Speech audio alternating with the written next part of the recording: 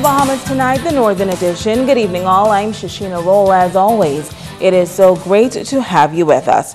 Topping news this evening, potentially catastrophic Hurricane Irma, now a Category 5 storm. Irma is roaring towards the northeast Caribbean and has intensified in strength at 185 miles per hour. Now, Chief Meteorologist at the Grand Bahama Department of Meteorology, Kirk James, says Irma is currently 1,400 miles away from the Bahamas, and based on the latest projections, there may just be a slim glimmer of light for Grand Bahama. Now, looking at the track of this dangerous system, it's now moved a little further south, closer to the north-central Caribbean islands. So a glimmer of light in here, maybe it will interact with the mountains and get a bit disrupted. But for now, the track keeping it as a major hurricane all the way from the northern leewards across Cuba into Florida Strait. Major hurricane, that's Category 3, 4, or 5. So conditions are still expected to deteriorate in our northern islands over the weekend. Friday should be the last opportunity to rush the precautions to completion, and over the weekend be prepared to stay in with deteriorating weather conditions.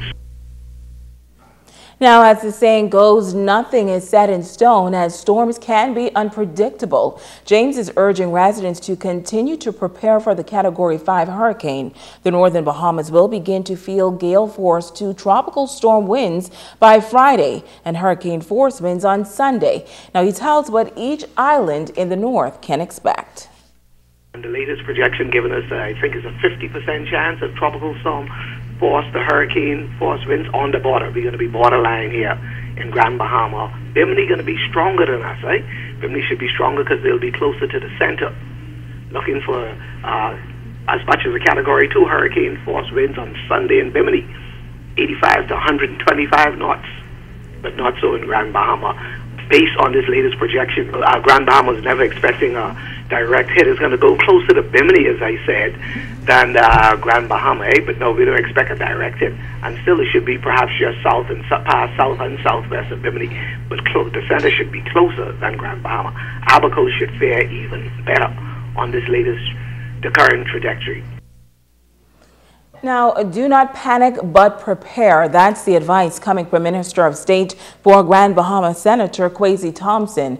The monster storm is an imminent threat to the Bahamas, and Minister Thompson says residents should take it seriously. I want to inform the public that the Cabinet was in meetings all day today, in planning meetings in reference to Hurricane Irma. This is a very, very strong storm. In fact, it is a historic storm. And all Grand Bahamians must take this storm seriously. We want to encourage all of the residents to continue to monitor this storm. While we may not be in the direct path of the storm at the moment, this could change. It will take a turn to the north, which means that we can still be affected by it. So we must continue to monitor it and continue to take it seriously. I'm encouraging all Grand Bahamians to be prepared. Do not panic, but be prepared. Do your best to secure all of your premises. Make sure that you have sufficient food and water for your families. Well, Prime Minister the Honorable Hubert Minnis will address the nation at 7 this evening on the ZNS television and radio network. Minister Thompson says the northern Bahamas should not let their guards down. We have contacted all of the relevant agencies. We've had meetings, and they all report that we are ready for the storm if it does come and if it does affect us. We also will be having some further meetings tomorrow. And so we want persons to continue to pay attention to the news, pay attention to ZNS, all of the news outlets. There will be some further announcements and instructions given. I just want to make sure that persons continue to prepare themselves, continue to take this storm seriously. It is a historic storm. We want all of the residents to work together, assist one another. We're also calling on our churches, our civic organizations to do their best to assist residents in this time. Well, powerful Hurricane Irma was the focus of a town meeting in West End last night. That coastal community is still trying to recover from last year's storm, and the movement of this Category 5 hurricane is unsettling. Sabrina Brown has more on that meeting. West End was the hardest hit community on Grand Bahama when Hurricane Matthew unleashed its fury on this northern island last year. As Category 5 Hurricane Irma threatens the Bahama Islands, anxiety is setting in as many residents say repairs to their homes have yet to be done. Irma's impact is expected to be felt on Grand Bahama by the end of this week, and Member of Parliament for West Grand Bahama and Bimini, Pakeisha Edgecombe, has committed to working with local government officials to secure homes as best as possible. I am more than happy on assisting local government in this area to ensure the TARP is received and to make sure the houses that need it get it. So if they can say to me, this is what we have come and what we have seen and this is the amount that we need, I'm certain that that need can be met, because it's just a matter of going and getting it done. And as I would have mentioned in a previous town meeting, there are certain things that can happen as a result of our constituency allowance, and I think that would be a wise investment in ensuring the safety of some of the homes. Edgecombe also apologizing to residents for the delay in home repairs, which she says was caused by the recent change in administration and systems being put in place to ensure transparency of the restoration program. Our sincerest apologies that there is a delay, but once your name has been given and we are aware that you have work to be done on your house, that work will be carried out. But our apologies for the delay. Residents of West End are also concerned about the removal of conch shells and other debris and the clearing of the drainage system. Chairman of the local government West End Township, Ken Smith Barr, addressed some of those concerns. We're going to move the brushes from around your houses, the big trees. If there's anyone in the community, please report it to my office so we can be aware of it. And we're going to begin our cleanup campaign starts again tomorrow morning. As West End is a coastal community, Edgecombe is urging residents to adhere to evacuation orders if given. We are aware that we cannot force you to leave your community, but we pray and we want you to know that it is in the best interest if indeed you are given an order. But at the same time, we will always keep every one of you in prayer, but we wish that you would leave when we ask, as Ms. Mitchell would have indicated. Sabrina Brown, ZNS Network News. Now in East Grand Bahama, residents there are monitoring Hurricane Irma and are taking the necessary precautions. Italia Hall has the story.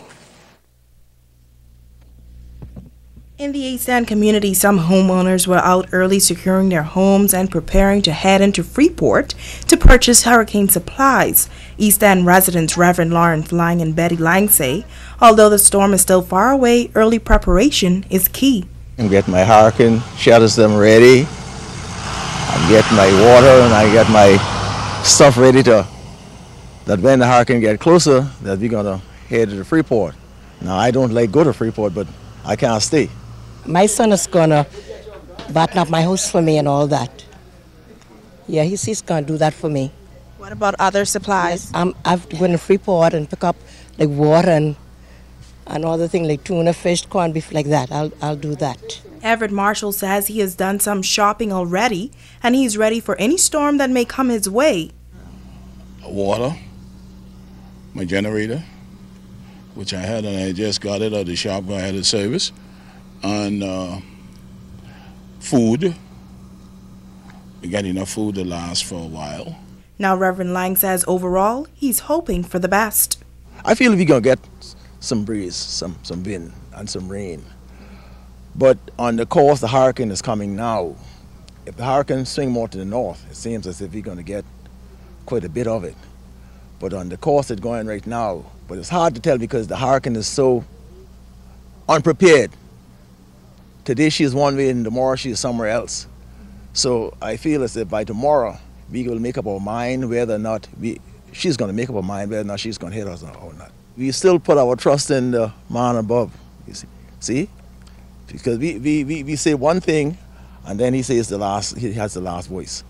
Marshall also gave this bit of advice for residents who live in flood-prone areas. When they give the order, evacuate, then the people please evacuate, because you're risking somebody's life to come and save you if you refuse to. Reporting for ZNS Network News, I'm Natalia Hall. Thanks, Natalia. In other news, we now know the identity of the young man who was killed in that traffic accident near the domestic airport on Friday evening. The victim, an employee of the Grand Bahama Health Services, is remembered as a dedicated worker. Kimberly Mullings reports. D'Angelo Philip Stirrup Mallory was an emergency medical technician with the Grand Bahama Health Services for over 12 years. He worked in the EMS department and formed very close relationships with his co-workers and those of the Accident and Emergency Department. Senior Assistant Hospital Administrator Dixie Jones says it was solemn around the hospital as everyone knew Mallory well. The Grand Bahama Health Services as a whole knew him. He was a very pleasant person, and everyone is grieving. Everyone who works in the Grand Bahama Health Services is grieving. Some persons are describing others as zombies. We're in shock. We're sad. We know work has to go on. We're in the life-saving business, and we're really doing our best. Jones said it was initially difficult to process. On Friday, when I got the call, I immediately spoke with my hospital administrator, my deputy hospital administrator. They all came up. We spoke with some of his family members who were here and the staff, and it was just a sad, sad time. We didn't say much. It was more hugs, tears, and sad looks. Fighting to hold back tears, Grand Bahama Health Services Administrator Sharon Williams says the staff is saddened by the loss of their colleague. They consider one another family at the Rand Memorial Hospital. When we have lost one of them, it impacts the entire staff. And as Ms. Jones would have said, we are all saddened today by this loss. We are trying to bring healing to each other, to bring comfort to each other, and also to support the Mallory Stirrup family. Williams added that she is most certain that the EMS staff is feeling the brunt of the loss of Mallory. It was just recently in February, we would have lost another of our co-workers, Mr. Derek's Roll. And last year we would have lost another co-worker, Mr. Arnold Russell. And so this just compounds and brings back memories.